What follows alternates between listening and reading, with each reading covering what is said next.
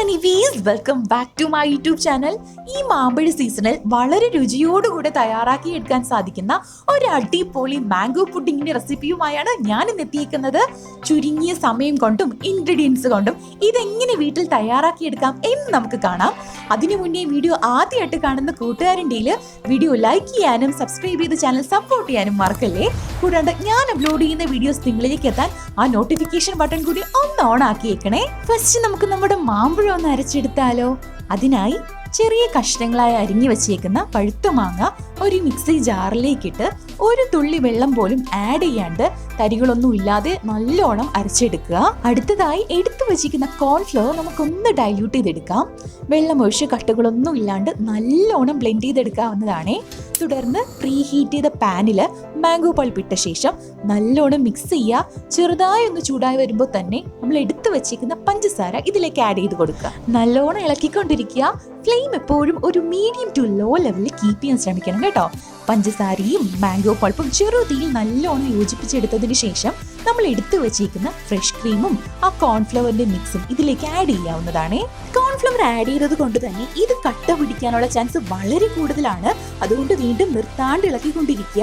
നമ്മുടെ മിക്സ് ഒന്ന് തിക്കായി വരുമ്പോൾ തന്നെ ഫ്ലെയിം ഓഫ് ചെയ്തതിന് ശേഷം സെറ്റ് ചെയ്യാനായിട്ട് ഉദ്ദേശിക്കുന്ന ബൗളിലേക്ക് മാറ്റി വെക്കാവുന്നതാണ്. അപ്പോൾ നമ്മുടെ ഫസ്റ്റ് ലെയർ ഇവിടെ റെഡി ആയിട്ടുണ്ട്. ഇനി ഇതിന്റെ സെക്കൻഡ് ലെയർ നമുക്ക് തയ്യാറാക്കി എടുത്താലോ.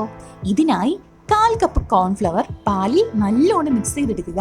തരികളൊന്നും ഇല്ലാണ്ട് മിക്സ് ചെയ്യാനായി പ്രത്യേകം ശ്രദ്ധിക്കണം കേട്ടോ.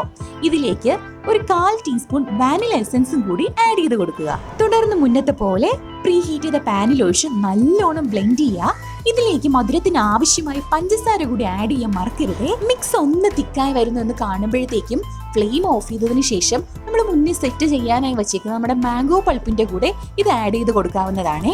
റൂം ടെമ്പറേച്ചറിൽ വെച്ച് ഒന്ന് തണുത്തതിന് ശേഷം ഒരു 2 മണിക്കൂർ ഫ്രിഡ്ജിൽ കീപ്പ് ചെയ്യുക. തുടർന്ന് അത് കട്ട് ചെയ്ത് സെർവ് ചെയ്യുക. അങ്ങനെ വളരെ ടേസ്റ്റി ആയിട്ടുള്ള മാംഗോ പുഡിംഗ് ഇവിടെ റെഡി. കുട്ടികൾക്കും മുതിർന്നവർക്കും ഒരുപോലെ ആസ്വദിച്ച് കഴിക്കാൻ പറ്റുന്ന ഒരു അടിപൊളി ഡെസേർട്ട് കൂടിയാണ് ഈ ഒരു ഐറ്റം.